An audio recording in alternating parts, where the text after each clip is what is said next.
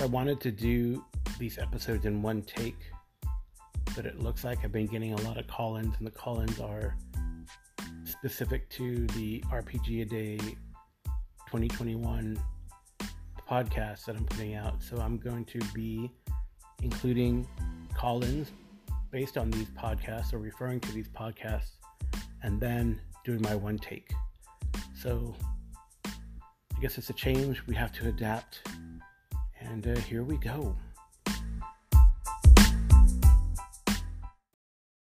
Hey, Carl, Jason here.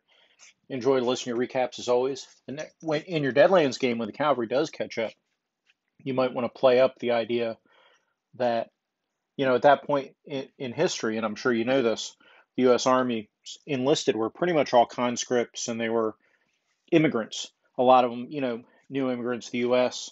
A lot of them didn't speak very good English, much like me, who doesn't speak very good English.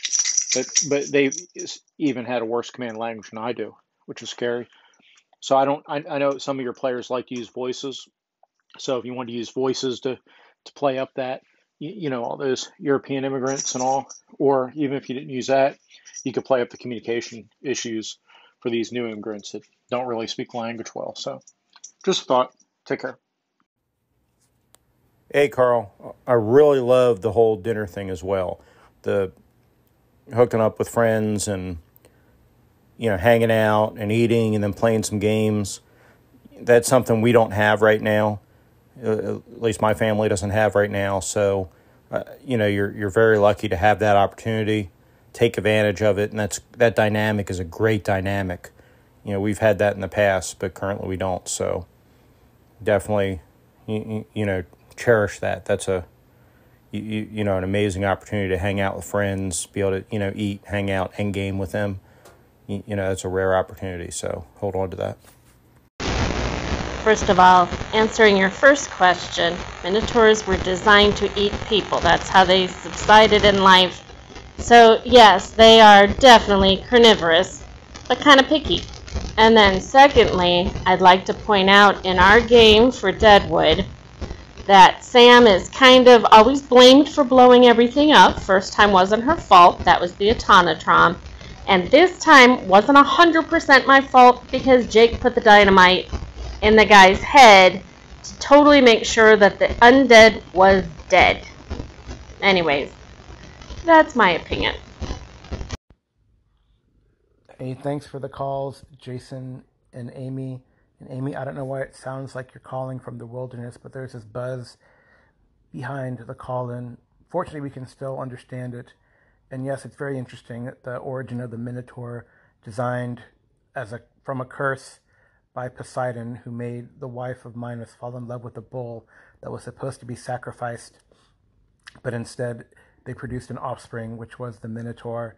It was sentenced to the labyrinth, and then in a sort of but related event where the Minos' child was killed, or one of Minos' sons was killed by the Athenians, he then had the Athenians send 7 men and 7 young women to be eaten or sent into the labyrinth and eaten by the Minotaur. So, yes, it is designed. The Minotaur is a man-eater.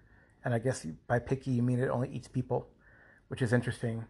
I don't know. I guess in a D&D game, referring to my barbarian Minotaur Trovic, I make jokes about him eating sentience, but maybe he doesn't. Maybe he is, in fact, a herbivore. Who knows?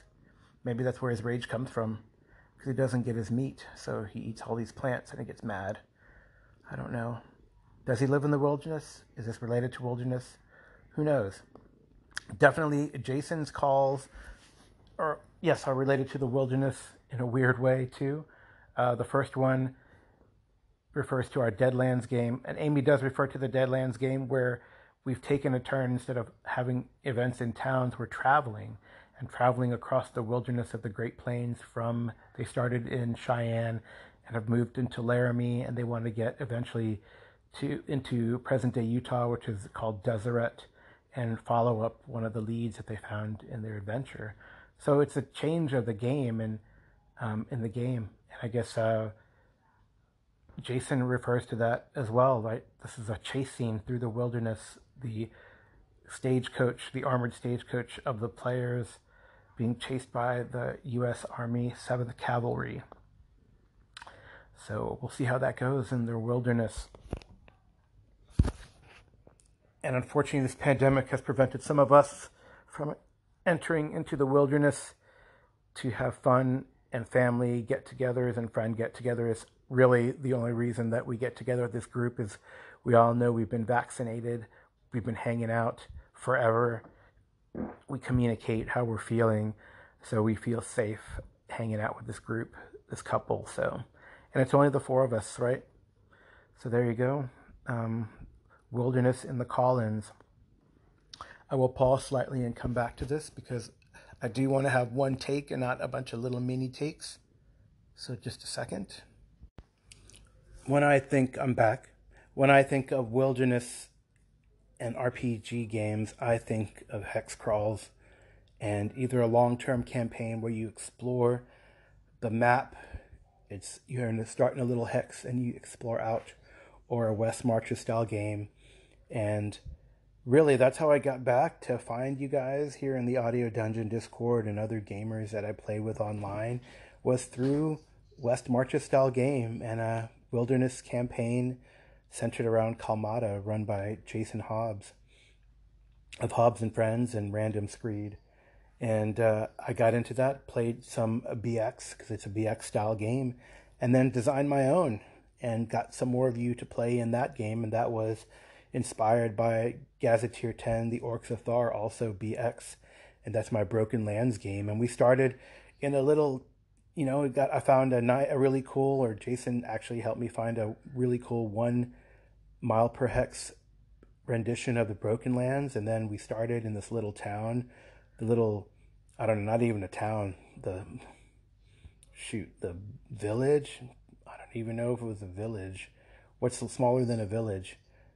Anyway, a small circle of huts called Fluspa, and the players were tasked to do something, and some went one way, others went another way, and we explored the map. And I've expanded from there. I did try to run Night's Dark Terrors, that's B10.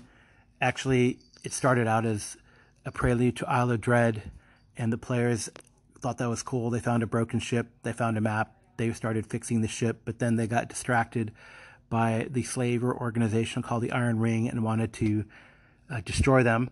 So we played B10 Night's Dark Terrors, and that is also in the known world of the BX, or BX started the known world of Isle of Dread and other games.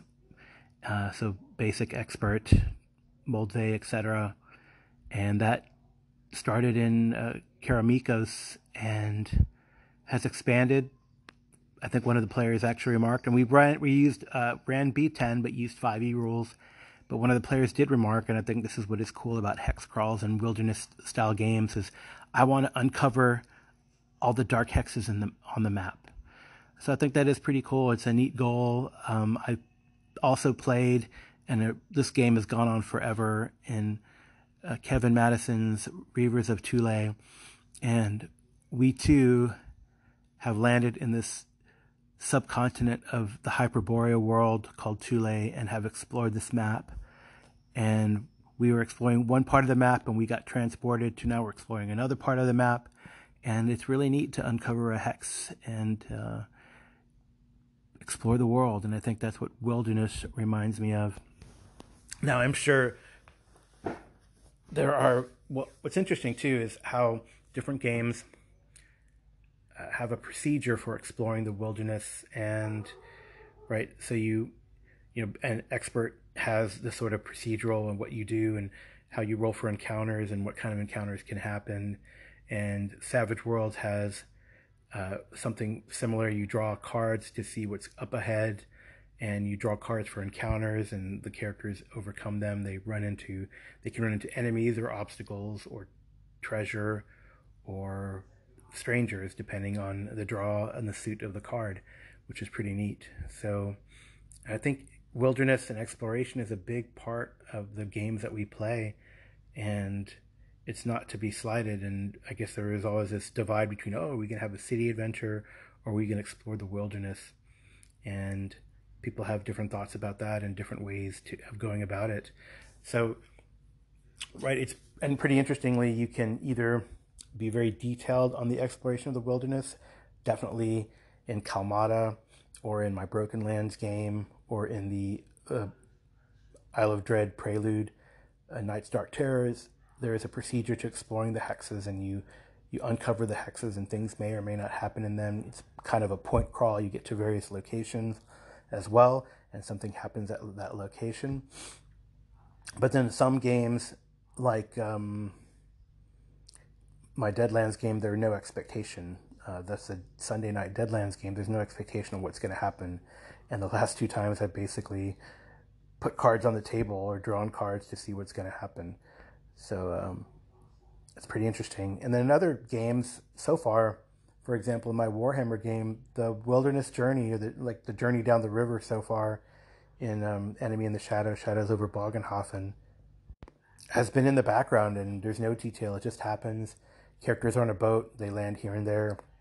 They train as they might to improve themselves, but there hasn't been no journey through the forest or journey up and down the river in great detail. So the last game I want to talk about, wilderness and exploration, is Twilight 2000, and that the players decided they want to do the hex crawl. They want to, and in this one, so the map is uncovered. The players have, they have the map, right? The map is not dark. It's a modern game. They probably have the map as part of their kit, and can look at it and say, okay, we know what's here. We know what's there. We don't know what's going on there, but we know there's supposed to be a town over here. We know there are woods mapped out here based on this map that we uncover and fold back up and put into our little plastic bag so it doesn't get wet. Or maybe it's, water resistant, who knows, laminated, right? So it's a modern game, but what I thought was very cool is that players have more or less unanimously declared that they want to explore. They love the hex crawl aspect, and they want to see what happens in the next hex, right? So there you go, wilderness in various games and how they impact my role-playing design and running of the games and play. So wilderness, the RPG Day 2021 prompt for today. I have one more thing to add. So speaking of wilderness, so tomorrow I'm starting the Starfinder Adventure Path, Horizons of the Vast, where the players get a charter to colonize and explore a new world. So guess what? It starts with a hex map, and the map is 7 by 12, and the characters get to choose what hex they want to land in and explore it. And there is actually, as with a lot of Paizo Adventure Path, there's a subsystem on how to run the charter. So in a way, if you've heard that very popular Adventure Path Kingmaker, this one's being called Kingmaker in Space. So it is wilderness, a hex crawl in its setup, and I hope you'll have fun.